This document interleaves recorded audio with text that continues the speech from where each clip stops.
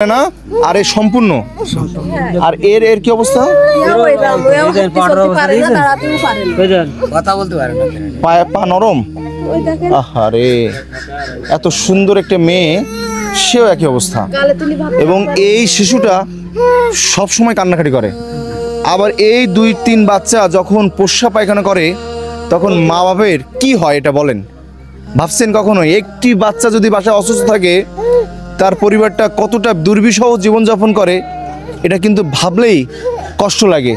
কাজেই আমরা এই ঘরটা করে দিতে চাই, সুন্দর করে দিতে চাই এবং এই শিশুদেরকে একটা হুইল চেয়ার দিতে চাই এবং খুব দ্রুত সময়ের ভিতরে আমরা সেটা করব। আপনারা সবাই দোয়া করবেন, কারণ এনাদের জন্য কিছু করা উচিত। বৃষ্টি আসলে কি হয় ভাবি? বৃষ্টি আসলে কি হয় আপনাদের? বাচ্চা কাচ্চা নিয়ে বসে থাকে, রাত্রিরা শুতে পারি না। শুতে পারেন না? না। যখন ঝড় আসে তখন তখন ওই বসে থাকে, একটু শুই না। ওই বাচ্চা তিনটা কোলের মধ্যে নিয়ে, তাই যদি সারা রাত বৃষ্টি হয় সারা রাত বসে থাকি। পানি পড়ে তো কোনো জায়গায় বসারও লাইন নেই, পানি এত পড়ে।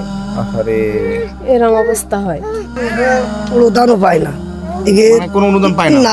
তো এই যে পরিস্থিতির ভিতরে এরা বসবাস করতেছে, এটা দেখার পর আমার সত্যি অনেক বেশি খারাপ লাগছে।